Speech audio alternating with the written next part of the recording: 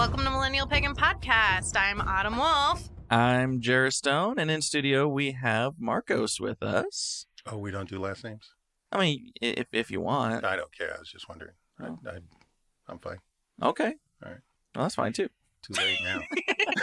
Too late now. Let's just move on. The moment has been lost. So Marcos is here to talk about something that one of our listeners has requested during Request Sunday, or what was it? Suggestion Sunday. Suggestion Sundays, I made it up and don't remember its name. Woo. Anyway, Suggestion Sunday, somebody posted that they wanted to hear more about dream interpretation. So this is going to get wild, wacky. We're going to have a fun ride. Ooh. I'm okay with this. Yeah. Because I wasn't told that part. I was just going to talk about it. So we're supposed to have fun? Well, yeah. I would hope.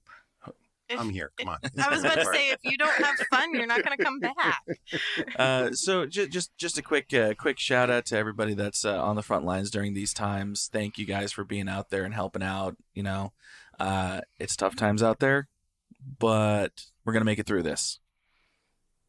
You know. Anyway, how are you? There's a reason I'm holed up. Oh, right. Yeah.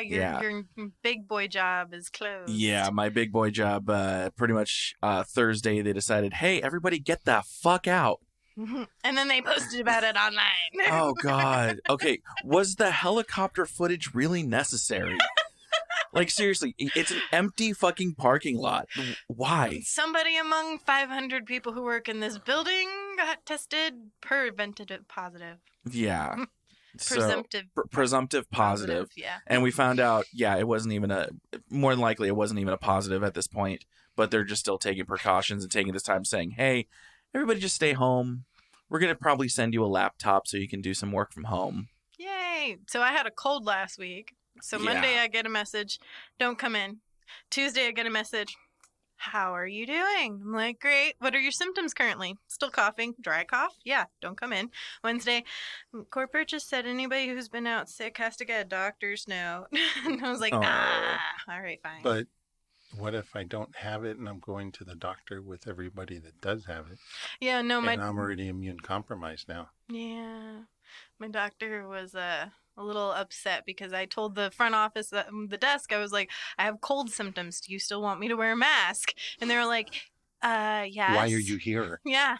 Well, I told them that I need a doctor's note to go back. And so the doctor came in, he has gloves on and a mask. And he's like, so why did my staff say you think you have corona? And I'm like, I have a cold. I just want to go back to work.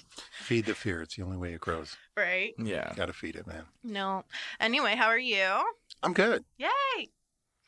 Yeah, I'm good. Awesome. Yeah, that puzzled look on your face for a second. Well, I had to think about it. Okay. It's like this. We're here for one thing, and if I start in on what's actually going on, then it's like, dude. Rabbit holes. Whole new podcast. Yeah. Which I'm welcome to, because I am pretty much an open book. But yeah, no. Anyway. Next time. So before we dive into dream interpretation, let's give Marc the chance to give us his coming of witch story. I'm not a witch. Oh, yeah. Awesome. What are you? Actually, I don't identify as anything in particular or specific. I do a lot of energy work. The witches I do know tend to come for comments, counsel, advice at different times. One of the things I point out is because I don't have a specific structure I follow, I don't have any of the restrictions or the ritual. There are ritual I do, but it's not necessarily aligned with any specific belief system. One of the other things I point out is so many pagans in general are European-based, and almost everything I do is Eastern-based. So it's coming from a different perspective. And the other thing is I don't have good, evil, salvations, and none of that. It's all two sides of a battery. So when I say negative or dark, I'm not saying that it's, come to the dark side, though I'll use the phrase. It's nothing like that. It's just the opposition and the balance. And so for me, everything's about balance. So the work I do is balance. There's no karmic debt. And well, that's a whole other thing too. Plug this in if you want. I've recognized myself as a deliverer of karmic balance on more than one occasion. So it's not that I necessarily think I'm doing something bad or wrong, but somewhere along the line you did, and I'm the one that showed up to clear it up for you. So you're welcome. I like that. Agent of karma. It's about balance. I would call that a gray Jedi. I really don't care. Yeah. And there's that balance. I am primarily anarchist in many ways. Not naive enough to believe that our society could actually function that way. But as I explained to many people, anarchy, as far as I'm concerned, is about personal responsibility and not requiring a nanny anything, whether it's state or religion or job, to say he's right and she's wrong. It's accept responsibility. When you screwed up, you knew you screwed up. Mm-hmm. Own it. Then move on. And I think if society could do that part of it, we'd all be a lot better off. Mm-hmm. So that's where I'm with that. So that's the label thing. Yeah, call it whatever you want. I really don't care. It's not apathy. It's you do you, I'll do me. I like it. And then we go. Yep, I like it. So sorry. So as far as my journey, I actually made some notes because I wanted to stay on topic. Thank you. So I actually grew up LDS. For everybody knows you. Sorry. Okay. Well, for the people at home that live in no. places. Shh, don't tell them. Don't tell them. Mormon, affectionately known as, or Latter-day Saints as they are requiring now. I was born in the church and raised in that religion. I don't have anything really bad to say about them. And frankly, a lot of my ability to do what I do was because of that versus a more traditional Christian or Catholic upbringing. For those that don't know, LDS actually does believe in a pre-existence or a conscious sentient self prior to our birth, and of the Christian religions are the only ones that do. So it actually kind of dovetails really well into a lot of the Eastern philosophies. One of the other things that served me tremendously well was the concept, the base story within the Mormon religion of Joe Smith going out in the woods and doing his prayer, is that particular religion encourages you to seek personal revelation. And this is not something real common. This is. And so when you sit down and you hit your knees or whatever ritual you go through and you ask for yourself, you are told, yes, you can connect to the divine. You can receive your own answers and responses. And so when I was in a low spot and I did that, it came back that, yeah, dude, no, they're full of shit. But they're the ones that doesn't mean they're not full of shit. So, but they're the ones who are encouraging me to do the thing that I'm doing right now. Okay. Yeah. So I spent about a decade looking at different religions, belief systems, and philosophies from around the world. And so, I get told, you're not allowed to eat at the buffet. Why not? The buffet of belief systems and religion. So that I think is being so eclectic is one of the reasons why I can do what I do.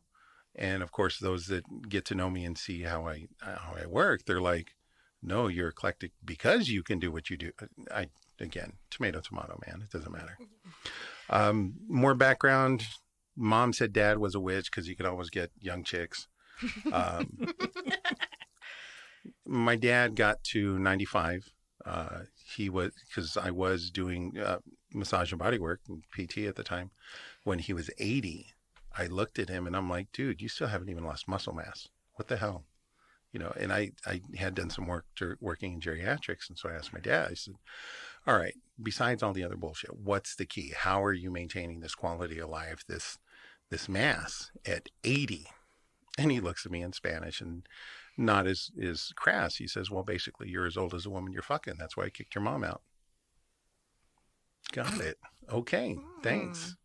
And dad did go down because of a 27-year-old. Oh, wow. So he was 93 banging a 27-year-old. Not wealthy, not getting her papers. He's just that fucking charming. Wow. Charisma roll. So it's 20s. Like, damn it. Again, more to the story for another time. Right. But there's some credence to Mom saying dad was a witch. And then actually maybe a year and a half ago, an email came out to the family. Somebody was trying to put together kind of a family history book. And apparently one of his uncles was a known witch down in Mexico as a Diablo and was a fire witch and could actually manifest fire and got chased out of several villages because he could manifest fire. We like our village the way so it it's is. like, Out. Oh, that's kind of funny. And of course, all my LDS family looks at me and like, no. But they'll refer people, so that works. So let's see. Oh, the event. No, I don't want to talk about the event. Okay. I mean, you put it in your notes. No, I did. It's okay. So when we're talking about, path to, where you I are was, now. I was in a really low spot, and I mentioned well, they're all full of shit bit. I did have my first vision, and it's funny because when I was telling this other person, it becomes very instrumental later. When I was telling her about it, she's like, "You saw Jesus, didn't you?" I'm like, "Yeah." She's like, "People have such a hard time admitting that." It's true. It is true. It is. I mean, you could see aliens, apparitions. I mean, you see all kinds of shit. But you call down, and when you see that one, you're like, "Yeah, I don't want to talk about it." Mm-hmm. And we are recording this for posterity. He's a dick. Funny as shit, but he's a dick. Yeah. Well, to me, he is. But I guess he's a reflection of what you're giving him. So I get it. So that happened, and then this person that I mentioned, I'm wandering for a couple of years. I'm working on getting my shit together. I'm doing my wandering through different things, and I ended up finding this coworker, and she was Wiccan, amongst other things. I'm not quite sure all of it, but she's, "Hey, why are you doing this? You should be doing this." I said, "No, I'm medical based. I can't be doing that stuff. I can't even talk about that stuff. I'm medical based." "Yeah, but you do it." "Yeah, but I can't talk about it." No. And so she kind of helped me out the energetic closet. And then probably 10 years into my career, I'm 27 years in now. So 10 years into my career doing massage and body work, I went ahead and dropped the shield and just told everybody, "Yeah, I'm doing energy." Yeah, I've heard of that. "Oh, yeah, we can do this." Well, you can say it's because you fell down the stairs, or, deal with those daddy issues. And that's horribly generic, just to not throw anybody under the bus. Mm-hmm. But a part of doing that energy work is you're going to be open. I refuse to do dead people stuff because those are inconsiderate motherfuckers and have no concept of time or boundaries. Yeah. So I put a hard block on them, which I had to take down later. But so other than that, I'm like, all right. But I called it intuitive work instead of psychic just because of connotations. Mm-hmm. And then I met this ridiculous woman named Karma. If you've listened to my talk about my midsummer adventures, you know Karma already. Long and the short of it, Karma and I have been friends for almost 15 years. Very good friends. She and my wife at different points have referred to each other as sister wives. Very close. My wife has done a lot of work to help Karma as she progresses through her life in the real world. The family planning, money planning, retirement planning. My wife cares for her very much so. And so it is wonderful that she could actually be friends with one of my friends. But a few years ago, I was looking at the calendar, and so it would have been Beltane is 17. Karma invited us to this gathering out at Juniper Well, which you went to. And it was pretty funny. I had been doing walking sticks, and Karma asked how I felt about doing wands to sell at Pagan Fest, is how I was calling it. And my wife said, "Well, won't these people be offended? Because we're not pagans, and he's just here making money off them." And then Karma kindly explained to my wife, "Marc's kind of pagan." And she says, "He doesn't practice. He doesn't follow anything, but he's an anarchist. So he doesn't follow anything. But he's pagan, and you guys are raising your son pagan, and you kind of are too." So we ended up going out there, and I met some wonderful people who are dear friends to me now. I mean, some of the most important people in my life I met that weekend. And is kind of aside, my son, who, again, multiple episodes we could do on him because we've been very happy with how he's doing. But he and I actually were on a scouting trip leading into, and we actually walked out of the scouting trip early. We had, with permission, we left the campsite early so that we could get to Skull Valley to do this because I knew I was going to have to help with setup. And so we went from this event that was quote unquote boy led by the scouts, and I don't want to drop any liability, so let's just say it was not the best experience in the world or the safest for the boys. So, and most of it I didn't find out about until the next week, actually. Oh. Moving on from that. So we drive from where we were out to Skull Valley outside of Prescott. And here we find ourselves in the situation with kids who have been raised like-minded to my son. And you could not ask for a more clear experience of opposition to go from this militaristic style structure with the scouts to this very free children running, playing, having fun, mutually respectful. There was an incident where one of the kids came up and said that my son had thrown something at her and it hurt. And so I came to, okay, what happened? And it came down to there was a breakdown in communication. And as soon as that part was acknowledged, there were apologies all the way around. Like, oh, hugs. And it's like, yeah, this is how it's supposed to be. Yep. This is how it's supposed to be. Did they just have an adult conversation with just me mitigating? And now they're off going playing And instead they're right of being back, right? Yeah. mad and mean? And so for me as the parent trying to raise our son in this way, I mean, we've homeschooled his whole life and he's had different philosophical concepts introduced to him his whole life. He just turned 15 last week. And to get to see this very clear distinction between the two potential opportunities for socialization, it was wonderful. So that alone would have been enough to encourage us to take part in the community. And I recall when we got back and posting on Facebook that I just was around the greatest gathering of Christians I've ever met. I mean, it was wonderful and amazing. And the sense of community, the collective concept of caring for children, it wasn't a matter of, you've got the kids, I've got the kids, I want to do, it was everybody took care of everybody's kids. There were no your kid, my kid. That was amazing. The communal meals, the gratitude, the mutual respect all the way around. And of course, as I'm sure your listeners know, pagan gatherings are not specific to Wicca. It was all philosophies. And as you well know, my philosophies very often don't mix in well with some of them. And at the same time, I am not shunned for being different. Yeah. So that's pretty cool. And again, that's how we wanted to raise our son and how he has been raised. And it's been amazing to see him call us out on things because we were raised in a different way. And, we'll say things. And he's like, why did you even say that? Well, I don't know. It's just, descriptive. He's like, but that's not actually describing them at all. That there was no need to actually bring that. You are right. Thank you for correcting me. Yeah.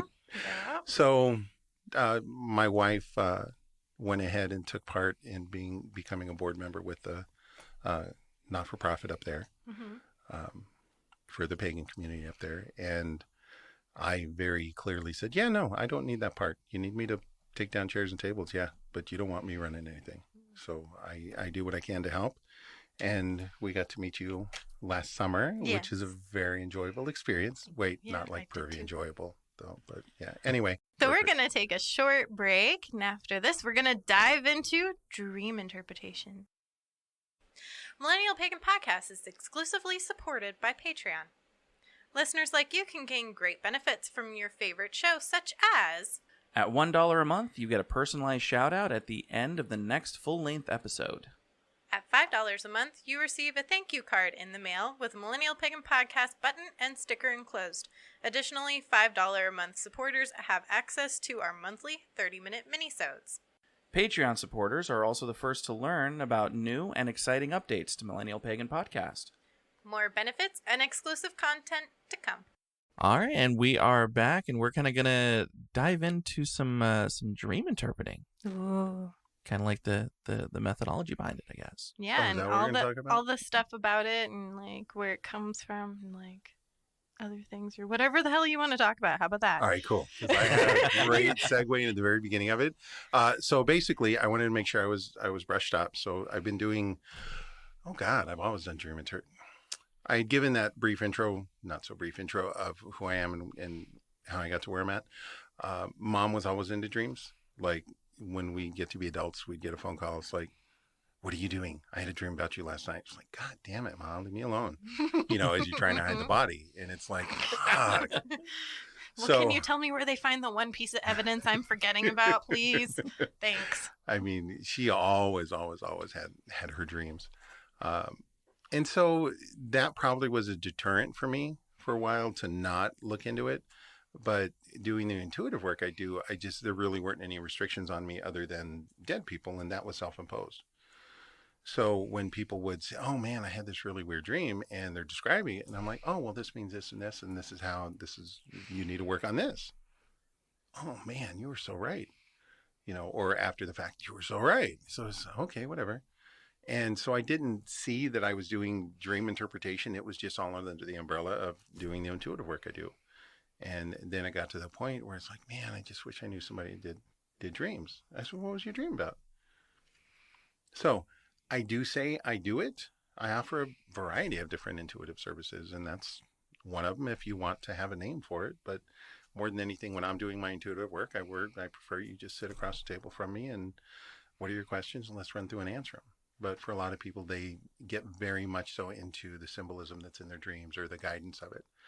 And so going in and making sure that I had information to give you guys for this is doing a little bit of research, and basically it's full of shit. According to modern, current scientific dogma, there is absolutely nothing to it, no basis whatsoever.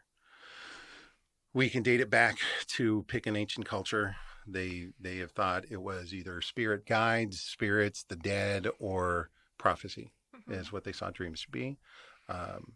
We can fast forward if you want. Different times people thought spirits were talking to you, and so during a period, that was the time to kill a witch. They're a witch because, they're speaking and they're getting guidance in their dreams. And then we bump up and we get to Freud and Jung, and they're like, well, this is all you need to get laid. By somebody other than your parent. Preferably. Yeah, that's a little... Freud. That was wrong. Yeah. You said Freud. I did. Sound guy T gave me the worst face.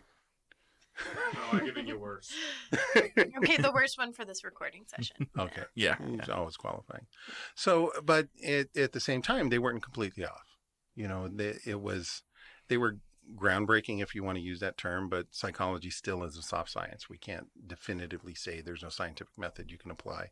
So to say they're all wrong, well, I was having a conversation with a friend a while back, and he said, for as much as Freud has supposedly been debunked, here we are still talking about him.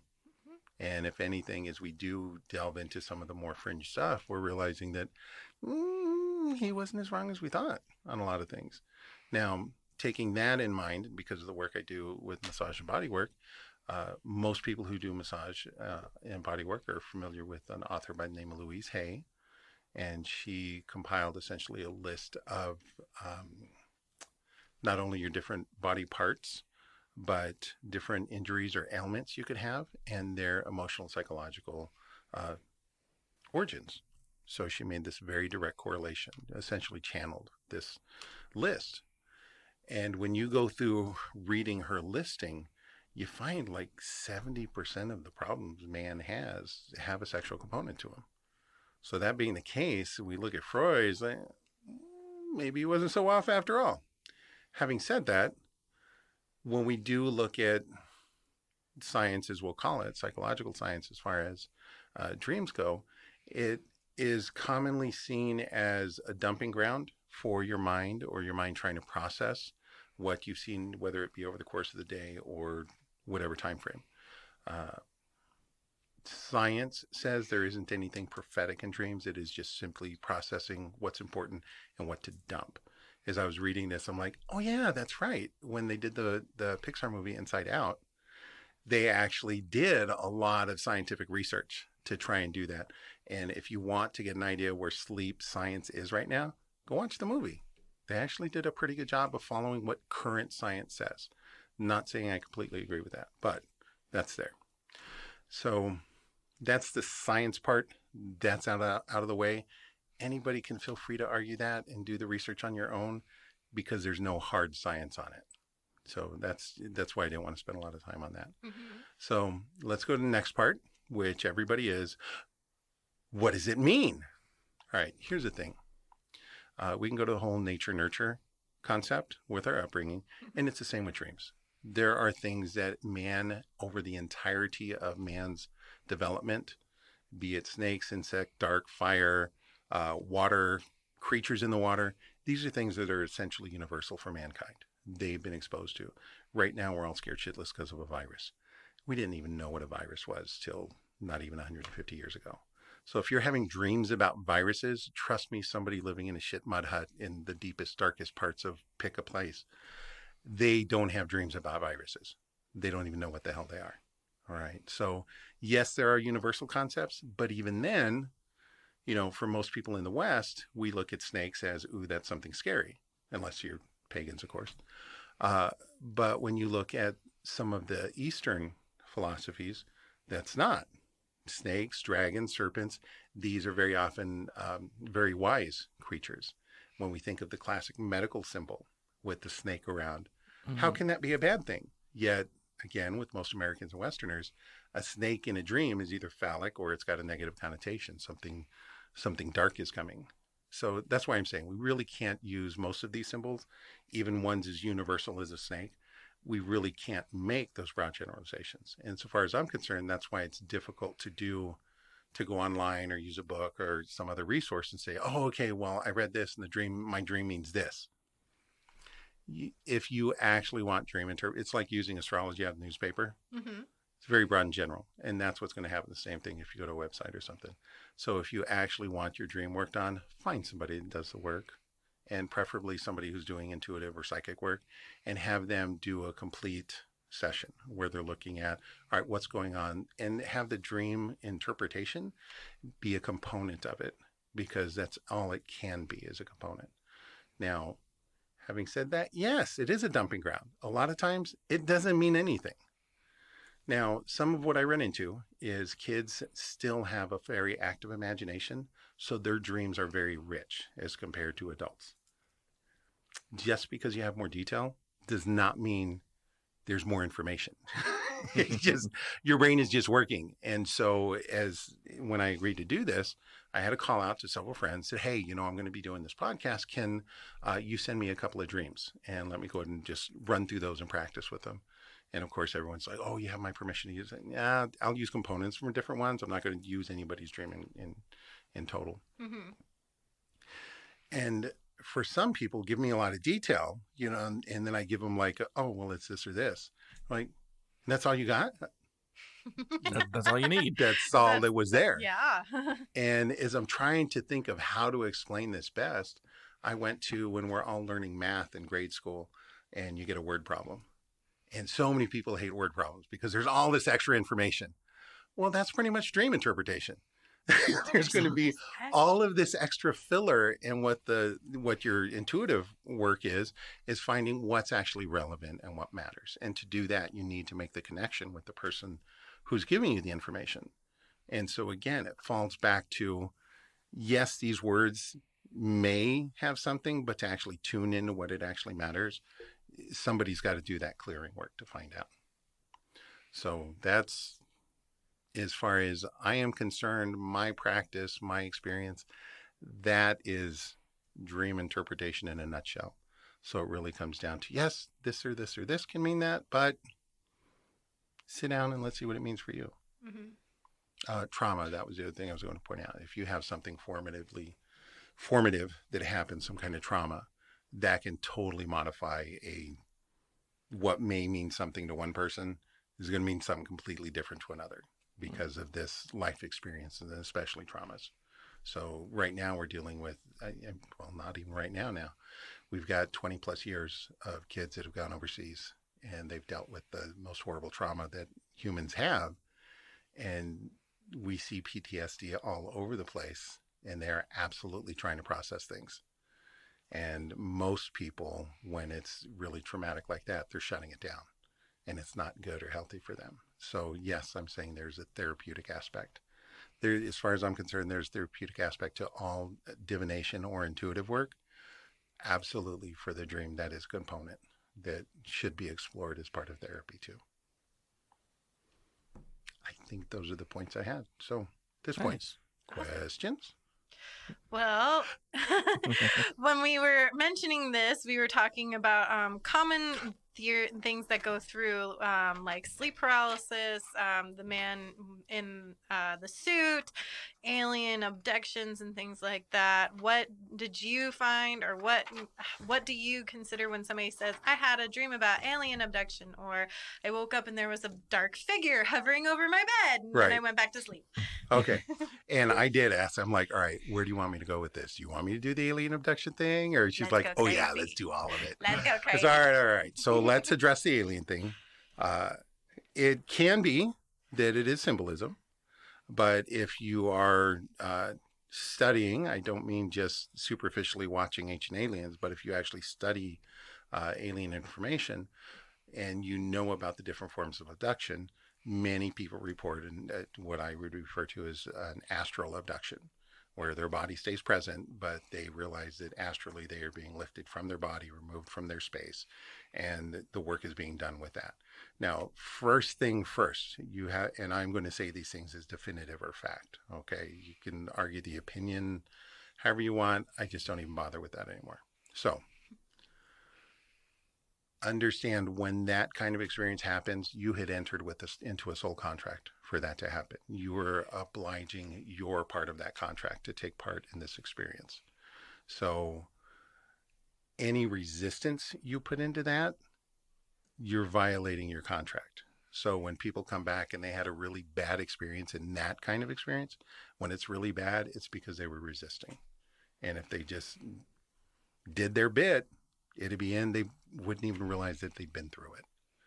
Now, I say, when I talk to you about this, I could say, I've never had an experience definitively. I've seen lights like everybody else does. I grew up out on the west side. The Estrellas are a hot spot. You cannot not have seen something. I'm from the valley. I missed the Phoenix lights. And there have been different incidents where I'm like, how did I miss? God, oh, damn it. So I have never, in my experience, positively had any kind of sighting. Not diving into the situation, but I was sleeping at a friend's house in a different room, different orientation than I normally do. And I actually had my first experience just last week. And it was pretty cool because it was like, first of all, because of me and the way I work and how easily I drop into altered states and do astral work, I'm very aware and I can hang out in that soft spot for a really long time. And so I realized first that there was pressure on the bed. And I'm like, there is a kid at the place I was staying. So I'm like, oh, is he coming in? And I'm like, no, it's not heavy enough. And so I'm like, okay, and I'm trying to sleep. And then because it's getting closer and I go to push, like if it's him, it's like, dude, not so close.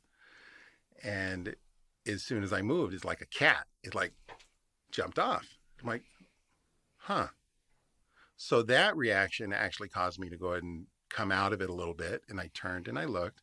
And here's one who has now hopped off the bed, a standard gray. And up is one of the taller ones. And he actually has a net. I'm like, dude. I'm like, this is not how it works. You guys just supposed to take me, but I don't have time right now. I got to be up in an hour. I don't got time for this shit. Come back another time. And then they were like, the taller one was, and not disappointment, but that's how I took it. Like, damn it. So they took off, right? And the next night, I'm like, I'm going to bed at like 11. I'm like, all right, guys, tonight's totally fine. I got all kinds of time. Do what you got to do. And nothing. I'm like, damn it. Did I scare him off on the one that I was supposed to? Now, part of that comes from, I have a friend several months ago. She was out camping. And when she gets back, knowing I do dream stuff, she said, okay, I had this experience. She tells me about all of this.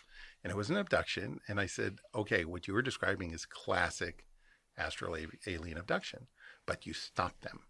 She too does a lot of energy work. And I said, you stopped them. You actively prevented them from finishing. And she's been having night terrors since. Mm-hmm. And I said, you need to let them finish because they didn't finish what they need to with you. And so I suggested go out and camp again. Just go ahead and don't be scared. Just let things happen and you'll come back and you'll be fine. And she didn't go camping, but she did put herself in a situation to allow it to happen. And like I described, she's all right. I'm in a space. I'm open to this, and allowed it. And then no more night terrors. So when we look at that kind, yes, as far as I am concerned, I am of the opinion that absolutely happens. I felt that way before my experience last week. So I was kind of excited. And it's funny because telling different friends, I almost got abducted by aliens. Why didn't you go with them? I didn't have time. I don't have time for you and your stuff and your probing and your touching and your stuff. And there were times where my son and I have been out camping, and I'm like, oh, look at this. This is the kind of environment that aliens abduct. Dad, don't say that. I'm like, come on. Wouldn't it be? No, don't say that. I'm like, come on. We're driving down this road. We'll just lose a couple hours. No, stop it. Fine. I have things to do. And so it was kind of fun because it was for him that I needed to. I didn't have time for it. Mm-hmm. And so it's like, man, you assholes. But, from their end is like, well, if your ass had gone to bed sooner, fine. Plans. So, but then we do have the other kind of alien dreams where they are just a symbol for something. And very often an alien is just something that's foreign or different for us. But then we're dropping into the interpretation, which can be muddy. It's individual for the person as far as what that actually represents. Dark man in the corner absolutely happens. You can be scared if you want, but it feeds on the fear. So the more scared you are of that, the more intense it's going to get. So when you do run into that, I know there's like Doctor Who things, and different sci-fi has had different characters that feed off of fear like that. Yes, absolutely, that happens. They don't usually get strong enough to make a physical impact, so you are in your physical self safe. Can they cause an emotional trauma? Absolutely, because they're trying to feed. So the more they can get you to be afraid, the more they are going to return. And so at that point, when I was growing up, that would have been an instance where you invoke Christ to clear. Whatever your beliefs happen to be, ask your God, goddess, or yourself, the universe, Mother Earth, to alleviate this situation. And for most people, that's going to be enough. For the ones that don't, in that kind of situation, very often, I will say this, putting my other hat back on, having treated chronic pain for almost 30 years in people, I am very confident using the number of 90% of people do not want to get better. They identify by their pain, by their issue. And if you take that away from them, they cease to exist. Yeah. And we all know people like this, aunt, whoever, uncle or brother, that you hear them tell their story. The pauses are in the same place. Mm-hmm. The sighs, the rolling of the eyes at the doctor's not being able to. It is like watching a movie, the same movie scene over and over again. They have come to identify. They've gone Stockholm with it. And if you actually help them, they'll run screaming the other way. Or they'll regret it or get mad at you. Oh, yeah. You hurt me. That's always fun. Yeah, no, you don't know what you're doing. You're a crock. Yeah. I'm totally seeing an ex-girlfriend run through my head right now. Yeah. It's the exact situation. Yeah. It's sad because I have helped a lot of people, not in a bragging standpoint, but I have helped a lot of people that had given up. Most of the people I've treated, they're 10 years in of daily complaint. And for me to sit there and tell them, okay, give me an hour, give me a little cash. You'll know when I'm done whether it's going to help or not. Well, how often do you think I'm going to? I have no idea. We got to see how you respond. Where they're used to, well, you're going to have to come in 3 times a week and you're going to. No, I don't do any of that. I won't even rebook you after the first session. You go see how you do. And if you've responded well, then let me know and we'll get you back on the book. I'm confident enough with the work I do and I've seen enough progress. But a lot of people, they just don't want to get better. And that's what we run into with these situations is a lot of people, they're living off of that trauma. Mm-hmm. And it's just manifesting itself that way too. They never get the break. So that's the feeding on the fear. That's the guy. Sleep paralysis. Science tells us that's a normal standard part of the sleep experience. We can explore the REM aspect of it. One of the interesting things I think about REM is back in the 60s, they did studies and found you can keep a soldier awake for about 36 hours, but more than that, he starts losing it and starts shooting the wrong people. You can physically keep somebody awake and alert, but their brain ain't working right. REM is very important. And if you are having very vivid dreams, you're not getting rest with your REM. You're still getting the REM, but then you're exhausted, which segues into, I never remember my dreams. You just like everything else, you can train yourself to if you want. It is a resource you can use to help guide you through life. Again, like looking up your astrology or seeing your psychic or doing your cards daily, whatever you're doing, it can be something that helps you. Just like everything else, don't become so dependent on it that you're not living. So, having said that, if you want, the simplest thing to do is just keep a notepad by the bed. And when you wake up in the middle of the night to go to the bathroom, if you happen to have any recollection, scribble that down. Doesn't necessarily have to be legible or make any sense. You're just looking for a keyword. Because very often what's happened is there's a memory pathway to that data point, but you don't recall that. It's not set solid. Again, sleep science tells us different sequence of events that have to take place. So if you just jot something down, or when you first wake in the morning, almost all of us, all right, sorry, I've not used an alarm clock in a really long time. So those of us that don't use alarm clocks, when you wake up, you tend to lay there for a few minutes. Now, most people that do use an alarm clock, you're going to snooze. You're not falling back asleep for that 5 minutes. So what you're doing in that 5 minutes, instead of laying there, go ahead and grab that pad.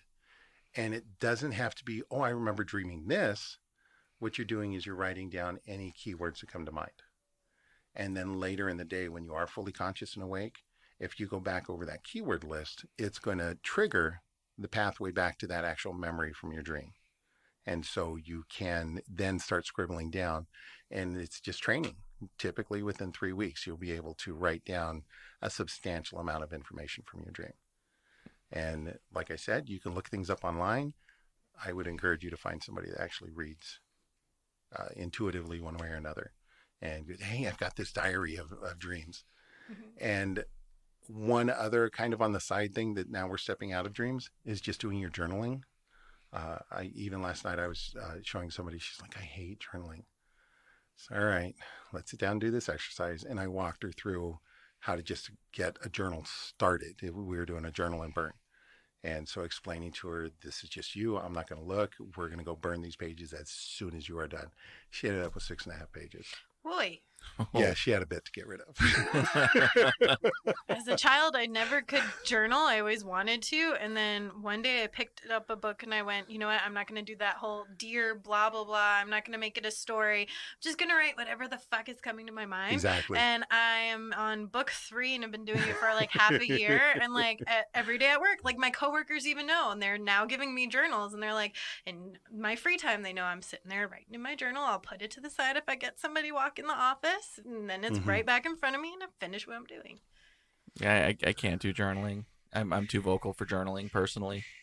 At least from what I've done. So one of the things that actually encouraged me to do it is that I was using my friends as my journal, or I was like telling them information that they didn't care about. Like they cared and listened to me because I was a person, but I was realizing that I was just saying things to say them because they needed to be out of me. And it was like, this isn't fair. I put it in the book, and then when I have a conversation with my friends, it's important shit as opposed to, here's my day dump. Yeah, I can see that. And not wanting to drop totally off topic, but the journaling I was talking about primarily is when we're doing a journal and burn. Which is a completely different exercise. But you're not familiar with journaling? Oh, dude, this is one of the simplest, most cathartic things you can do. So I'm trying to think of what details I can give you that doesn't dime anybody out. You have a symptom, because people will Do you guys know what medical intuitive is? Yes. Okay. So people will come to me with the symptoms, say, I've got this, what's going on? So I can drop back to Louise Hay. I can drop back to some of the listing that I've done because hers wasn't from a bodywork standpoint. So I've got patterns that I recognize. I can say, okay, this is representative of this. So when you come in and say, I've got this going on or this going on, what does it mean? It's like, well, it's this or this. Well, how can I get rid of it? Well, do a journal and burn. Whatever the issue is, let's generically say daddy issues, mommy issues. Mm-hmm. You sit down and you write down what your issue is. But unlike a book that you're going to go back and read again, you're going to sit down and all the fucked up shit that you were pissed about, you put it on paper. Nobody is ever supposed to read it. You are expressing it, getting rid of it. You are dumping it on this page, and you are immediately going to go torch it, light it, burn it to ash, crunch up the powder, and leave that for the winds to take. It is, if you've never done this, if you have done this, and you're like, yeah, it's irritating. No, I'm thinking like Sound Guy T needs to do this. Yeah, this is, it's very cathartic. I used to do with just a rock where I'd get a rock and I'd have people, okay, we're going to do an energy circle where you're holding the stone in your hands and you're pulling the energy through. And so you got this cycle and whatever you're thinking, put it in, okay, now stop taking it back in your left, just project into the rock with your right. All right, now we're going to go pitch the rock. I actually had a bitch go back and find the rock. Go away. Yeah. Whoa. And then she put it in her office. No, she put it in her bedroom. Doorstop. Oh. Yeah, think of the symbolism on that one. Yeah. Just okay, left all this shit in her journal room. and burn. So it's gone. There's a lot of like just handwriting yes. stuff. That's thank like you. The science of handwriting. Paper and pencil. Not a pen. You write too fast. A pencil forces you to slow down. Interesting. Okay. Yeah. This is years of doing the work and like, oh, damn it. Okay. So for me, when I do writing, like writing that I'm actually going to transpose that, I have to do it in pencil on a pad. And then I sit at a keyboard and my handwriting's atrocious. And I can't remember what the hell I wrote because I was in state when I was writing it. Yeah. It's like, God damn it. And you've only got a timeline because the pencil marks are going to fade. It's like, but it's what works. So there's that. And as for that, I was going to say, talk to text, man. Do it in your phone then. That's pretty much what I do. Is that I can't, like, personally, I've never been able to sit down and just write mechanically. I've never been able to do that. I've done, like personal video vlogs that I delete right afterwards. Yeah. I've done stuff like that. So it's, it's just a different medium. It's another type of journal and burn. Yeah. So no, I will actually, I don't really think of it as living dangerously, but maybe a little risky. Yeah, I'll type this shit out on Facebook. I got to make sure I delete that shit though instead of hitting post. I tend to shout it in my shower, not necessarily out loud. Like if there's something on my mind that's like maybe a trauma point or something triggered a role in my head, like that morning I'll be in the shower and I'll just let it go and I'll be like, yeah, maybe this isn't healthy, but I'm letting all these negative things go down the drain with the water. And that's it. That is absolutely. And then the rest of the day I don't think about it. I don't let it bother me. It's like, no, I let that go in the shower. Now, we have gone completely off topic, but we actually haven't. Oh, huh? I know, right? Yeah. If you're doing this kind of journaling, you don't have to do that kind of dump in your dream. Wow. If you do this kind of work, your brain doesn't have to process it, and your REM time can actually be resting. So, yeah, that was intentional. I like it. Well, and actually, one thing I was going to ask too, and you kind of brought it up as, like not remembering the dream. Now, personally, there's a lot of times where I know I didn't dream throughout the night. Like literally shut my eyes, wake up, everything's good. But like a couple days down the line, it's like a deja vu. Right. So that's one thing that I've always wondered about is the deja vu moments that I know I like my brain thinks, hey, you dreamt about this or this happened before. Kind of like what's with that? Science tells us a deja vu is a loop in your memory that you think you've seen it before and it's not. You just had like people are doing records again now, so they know what a skipped record is. Mm-hmm. But it's like you skipped back. That it's the same line, you just skip back. I don't agree with that because personally, I have since very young, I saw things happening in my dreams. And it got to the point where I saw myself in the dream recognizing that it was a deja vu. I'm like, dude, no, stop it. What was annoying for me was then I could see the splits of me not recognizing it and just letting the conversation flow, or me recognizing it and doing the conversation. Then when I was in that moment, I would be like, motherfucker. All right, I mean, I can't even touch this one anymore. All right, fine. This is the change in the conversation I'm making. For me, it got to the point, and I didn't realize it until after it had happened, but realizing that all of my deja vus from when I was young were until I got to about my mid-20s when I was more aware and open. And then the deja vus rarely happen now because I am and it's a different type of intuition. Yeah. Ooh, spooky. And the thing is, I've actually noticed that too ever since I became more open with my magical self. Yeah. I haven't had a deja vu. Yeah, they drop off because you don't need them anymore. Yeah. You're guiding yourself. You're already looking forward. You don't need guidance from your previous. I like it. But yeah, that's deja vu. It's fun. My son will, deja vu. He's like, I remember this one happening. It is like, that's cool. There's a line in Lord of the Rings where Gandalf says, I have no recollection. I have no memory of this place.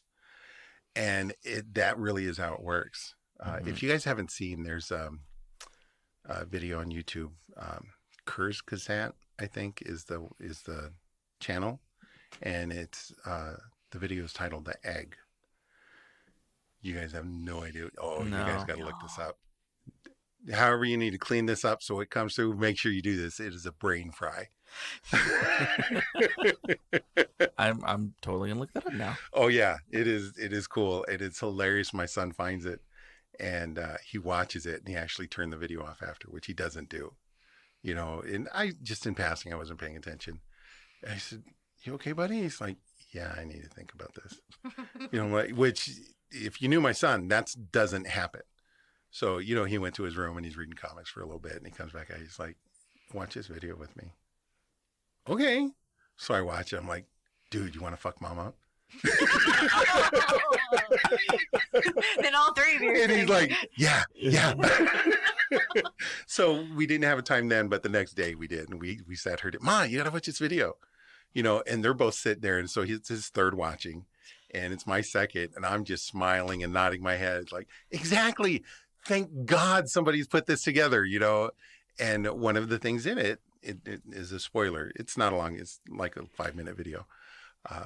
At one point, they talk about when you have opportunity to come back again.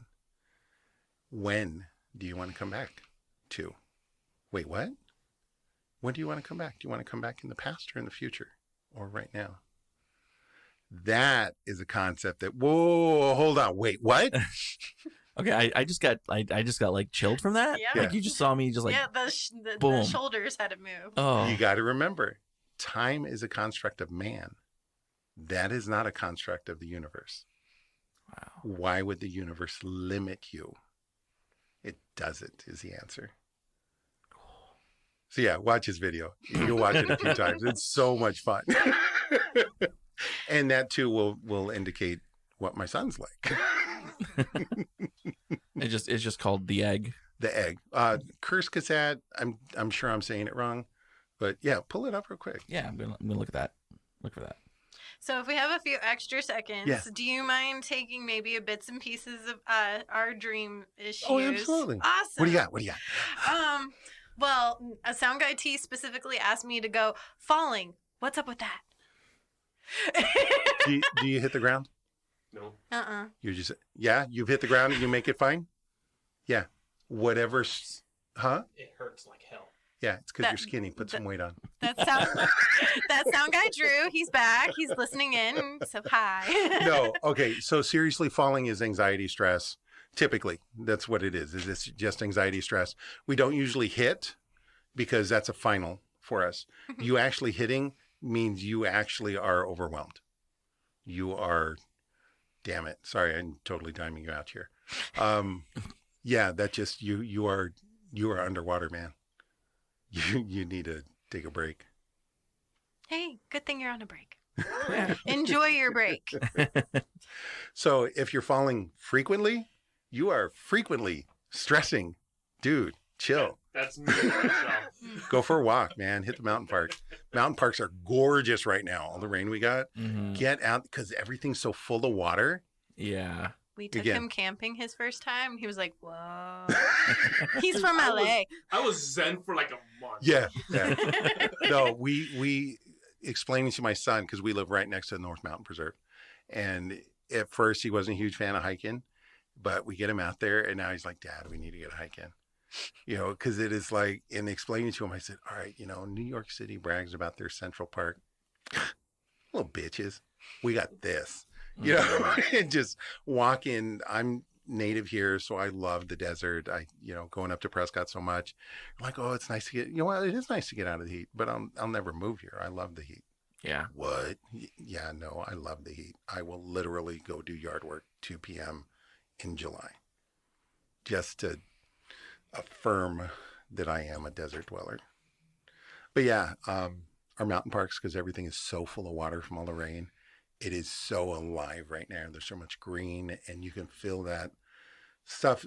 Our desert plants that are so used to not having water that they're full, the vibration of that fluid, it related to being in Sedona, but It's different. It's not that just blatant and everybody going to the well. Here, it's so much more dispersed because it's part of the natural cycle. And so that flow is just, I'm getting chills thinking about it because I was just flowing too. But yeah, dude, hit the mountain park. Hit the mountain park. Pick one. It's just gorgeous right now. So kind of along with the same line as falling, tripping. Because I get that a lot, like literally tripping over like a parking curb. Uh-huh. Like I get that more often than actually falling. Yeah, get out of your way. Okay. Get out of your own way.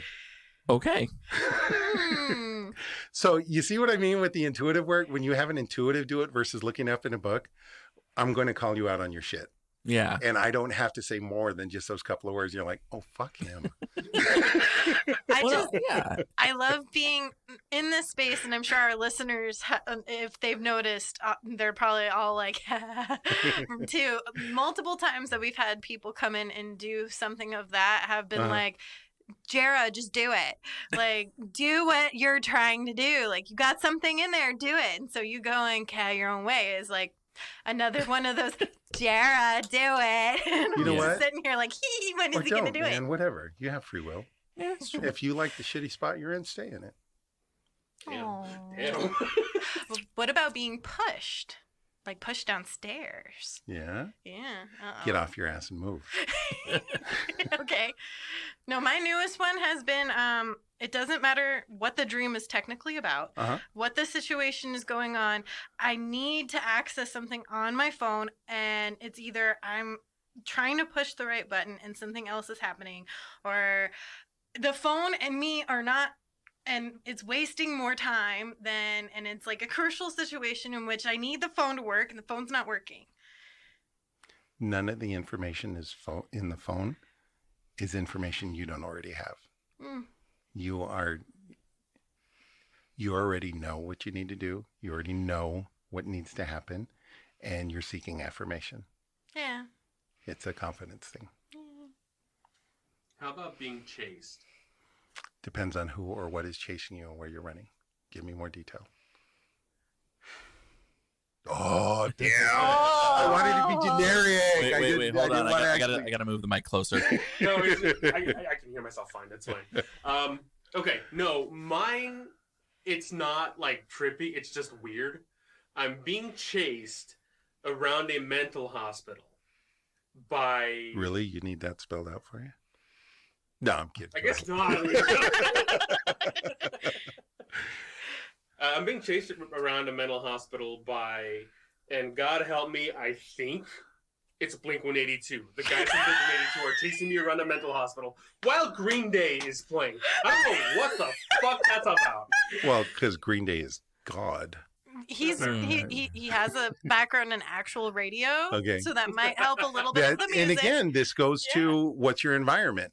And so whether you've met the performers or you have an album dropped when you were at a particular point in your life.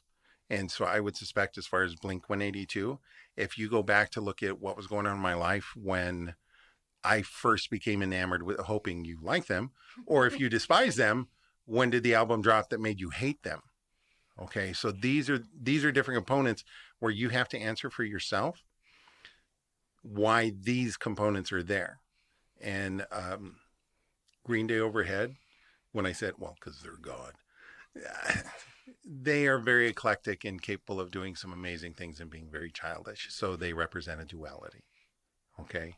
An Overwatch duality, emphasizing balance. As far as being chased, we can go back to some of the feeling overwhelmed, and because you're running in circles, you're never getting ahead. You're staying just ahead, but you're never completing. Take the off ramp. When we see in movies people running, dude, cut off to the side. You'll be out of its way. It's got too much inertia. It's not, my son will point out, but then the movie would end. I like your son. I get the same way he does. He's a cool dude.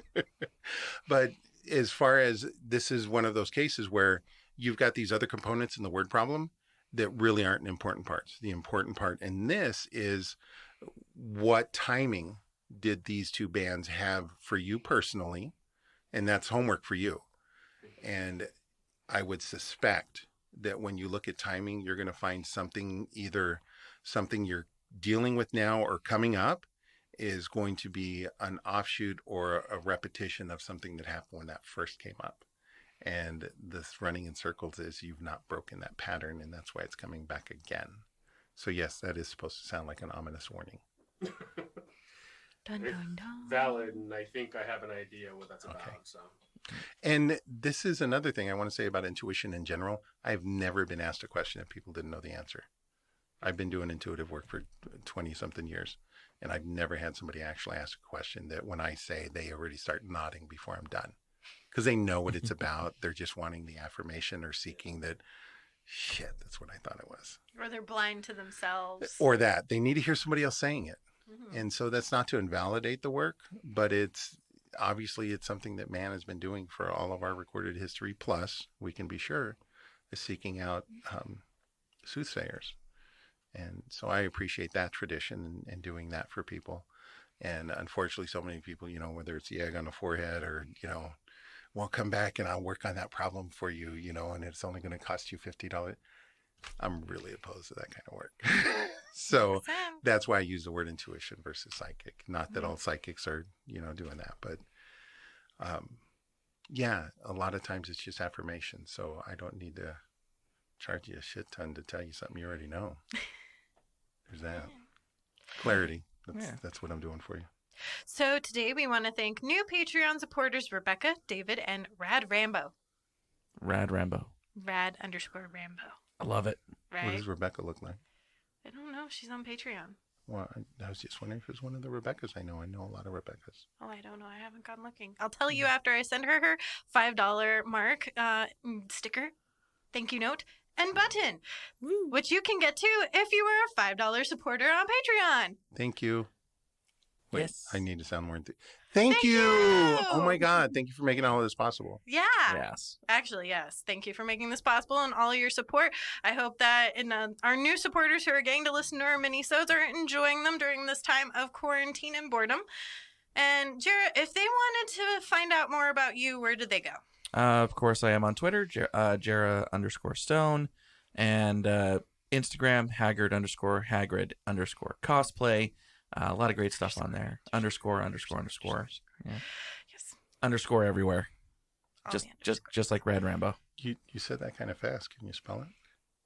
HAGARD underscore HAGRID underscore COSPLAY. Thank you. You're welcome. All right. I got a card. I'll give it to you later.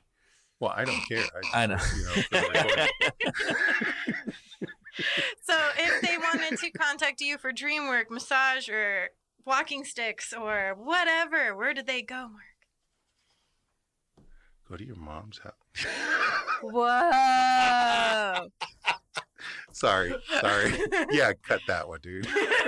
No. I'm on Facebook under my name. I'm also on Facebook under mf.elizondo. That's actually my work page. The F is not motherfucker. It's my wife. My parents did not give me a middle name. So my wife kindly offered one, is Ferdinando. So whenever something was done that I didn't want to take credit for, Fred did it. Oh. So when doing this, my You're work. still Xavier. What? Your fake middle name is an X, isn't it? My fake middle name changes every fucking Oh, day. Yeah, never mind. so there's that. Okay. Although I have a funny Xavier story. My son's name is Javier. Okay. One of his names, and he's one of my sons. Anyway, mf.elizondo. That's my work Facebook one. So you reach out for me there. If you want to find my regular Facebook, it's just Marcos Elizondo, Elizondo. You will get to know me because I don't hold back a lot, and you may regret that. So go to the work one. I keep that one just work related. Mm-hmm. Am I giving a phone number? What am I doing? No, you don't No, have to. if you have thank you. if you have like an actual website where you No, sell stuff, just- Etsy, no. whatever that is, no. No, Okay, just fair. find me on Facebook, send me a note, and I'll get in touch with you, Awesome. and then I'll give you my number there. Yeah, that works. All right. Yep. And then, of course, you can find Millennial Pagan Podcast on Facebook at Millennial Pagan Podcast, Twitter at Pagan Pod, and Instagram at Pagan Pod. I don't have my own Instagram, but you can find me, Autumn Wolf, on WordPress at Iron Wolf Circle, and you can read some of my old blogs, which I have not typed anything new up in like forever, but if I don't go to work next week, I will probably type something. Ticka, ticka, ticka, ticka. I make hand gestures, people, if you haven't noticed. And Look like a T-Rex who has an itch on their back. so my coworker tried to throw something at me last week, and she's like, "You're like a dinosaur," because I knew it wasn't gonna make it to me, and I guess I did the. Anyway. You can also find me on Facebook as Autumn Wolf, and you can find me on Twitter as Autumn Wolf. Don't text me at 2 a.m. why I twittered something. I won't respond. I might. Anyway, from all of us here at Millennial Pagan Podcast, merry meet Merry part. and merry meet again.